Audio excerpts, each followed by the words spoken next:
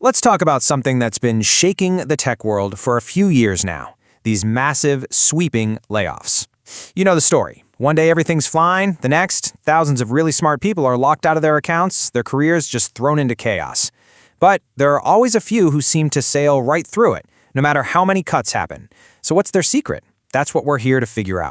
First, let's just absorb the sheer scale of this. Between 2022 and early 2024, we're talking about more than 500,000 tech workers losing their jobs. That's not just a number on a screen. That is a seismic event. It's an entire stadium full of people whose lives were turned upside down. For every single person in that 500,000, it was a deeply personal crisis. And this is where it gets really interesting. Because in the middle of all that chaos, some people seem, well, untouchable. Their colleagues are updating their resumes, but they're still in meetings, maybe even getting promotions. Now that is not luck. It's a pattern. There's a formula, a set of traits that makes them almost layoff-proof. And today, we're going to pull back the curtain and see exactly what it is. And make no mistake, this wasn't just a one-and-done kind of thing.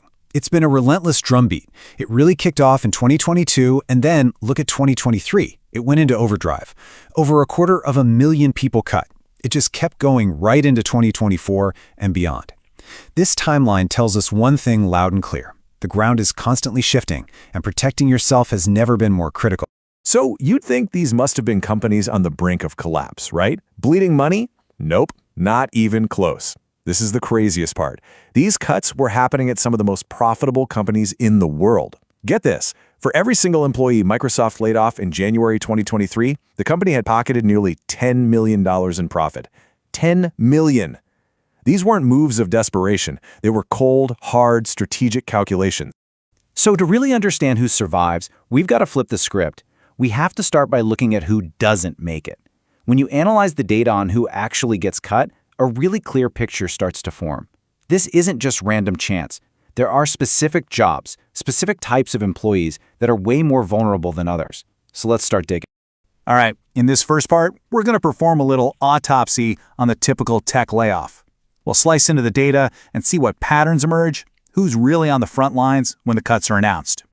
Okay, this chart right here is incredibly eye-opening. HR and recruiting getting hit the hardest. That kind of makes sense, right? If you stop the hiring frenzy, you don't need as many recruiters. But look at that second slice. Software engineers, over 22%.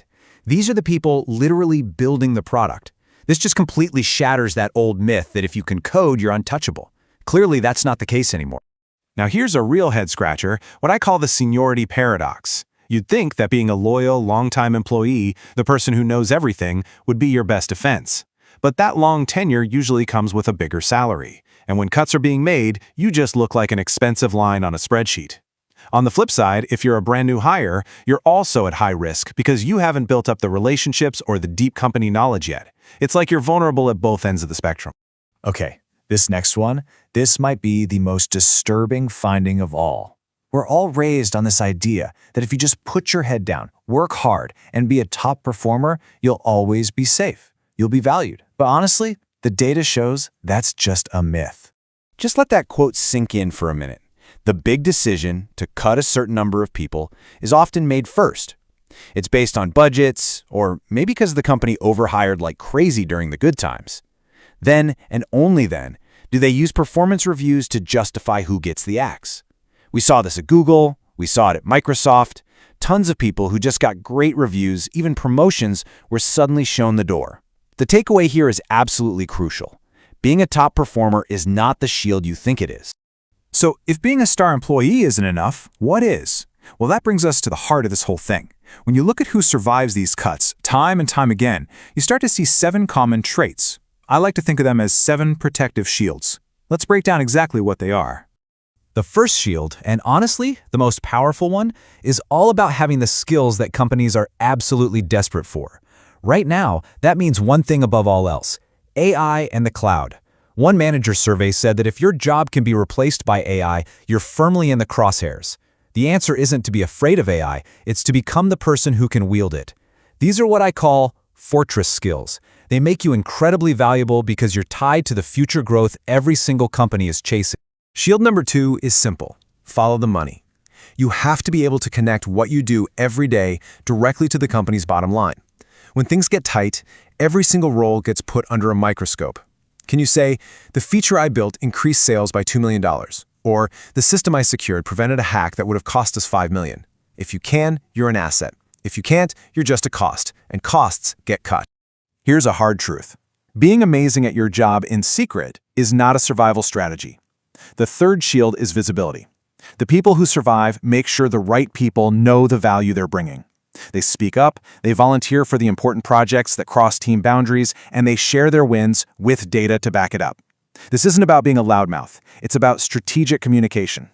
When a manager is asked who they would fight to keep, it's always the people whose impact is impossible to ignore. All right, shield number 4 is about being the glue. Companies are starved for people who can bridge the gap between different departments, especially between tech and business. If you're the engineer who can actually understand what the sales team needs and then explain the business impact of your work back to the executives, you're not just a coder, you're a translator, you're a human API. People like that are incredibly rare, and getting rid of them doesn't just cut one person, it severs a dozen vital links in the chain. Now, this might sound like some fluffy, soft skill advice, but I'm telling you, the data proves it's a rock-solid defense. A strong network is your personal intelligence agency. You hear the whispers about budget cuts or strategy changes long before they're official. Mentors give you that priceless advice on what skills you need to be learning right now. Your network isn't just a list of contacts. It's an early warning system and a safety net all rolled into one. The tech world moves at a ridiculous speed. The skills that made you a star 2 years ago are just the basic price of entry today. So, the 6th shield is a non-stop commitment to learning. The safest people are always one step ahead, getting new cloud certifications, playing with the latest AI tools on their own time. They don't wait to be told to learn something, they're constantly adapting. In this industry, if you're not learning, you're becoming obsolete. It's that simple. And the final shield, number 7, brings it all home. It's about seeing the big picture. Layoff-proof employees don't just check off tasks on a list, they understand the company's main goals, its biggest priorities, and they connect their daily work directly to those things. They're constantly asking, why? Why does this project matter to the business? This allows them to focus their energy where it will have the most impact, on the stuff that leadership actually cares about. So just to hammer home that first critical shield, these are the fortress skills we're talking about: AI, cloud, cybersecurity, and data. Getting deep into any one of these doesn't just keep you employed, it makes you a hot commodity, even when other people are getting laid off. And this right here is the simple, brutal truth behind shield number 3, the visibility principle. If the people making the decisions don't see the value you bring, then as far as they're concerned, it doesn't exist. So documenting your wins and making them known isn't about ego, it's about survival. So remember, your network is an active defense system. It warns you of danger, it gives you a plan B with other opportunities, and it guides you on how to stay sharp. It's not just who you know, it's how you use that network to protect your career. Now check out this number. In March 2023, right in the middle of this layoff bloodbath, there were still over 300,000 open tech jobs in the US. What does that tell you? It proves there isn't a shortage of jobs, there's a shortage of the right skills. Companies are desperate to hire, but they need people with those fortress skills. This is the ultimate proof that continuous learning, shield number 6, is the key to everything. Okay, we've identified the 7 shields. We get why they're so powerful. But now for the most important part. How do you actually build them? In this section, we're going from theory to a step-by-step practical game plan that you can start using today. All right, let's start with this week. Your mission, should you choose to accept it. First, do a skill audit. Go on LinkedIn, look at jobs like yours, and be brutally honest about what skills they're asking for that you don't have. Second, write down your recent wins, but with numbers. Don't say improve the system, say cut server costs by 15%. Third, map out your network. Who knows what you do besides your immediate boss? Finally, just think of 2 or 3 people you really respect who you could learn from. Now let's look at this month. Act on that skill audit. Go enroll in a course. Many are cheap or even free. Then put your hand up for a project that gets you working with other teams. It's the fastest way to get that visibility we talked about. Next, actually go to a meetup or reach out to 5 new people online. And finally, send a short, polite email to one of those mentors you identified. Just ask for 15 minutes of their time to hear about their journey. That's it. And looking at the bigger picture for this quarter and beyond, your goal is to go deep on one of those fortress skills. Don't just learn it, master it. Go from being a participant in those cross-team projects to leading them. Make networking a regular habit, not a chore, and most importantly, block out 3 to 5 hours on your calendar every single week for learning. That time is sacred. It's non-negotiable. So, we've laid out this whole game plan for building an indestructible career fortress. But I have to end with a dose of hard reality. It's really important to know that sometimes, even if you do everything right, you have all 7 shields polished and ready, you can still get laid off. Because there are things that are just completely out of your control. A company might decide to kill an entire product, and your whole amazing team gets wiped out with it. Or they close your office, or they target senior people just to cut costs. And sometimes, companies just do layoffs because they see other companies doing it. A kind of corporate peer pressure. In those cases, it really has nothing to do with you or your performance. And that brings us to the final, most important idea of all. Your goal isn't just to be a good employee. It's not even to be a great one. The goal is to become indispensable. You need to be the person whose departure would create a genuine, immediate, and painful problem for the company. Someone so woven into revenue or a critical system that letting you go would actually cost them more than keeping you. That is the ultimate shield.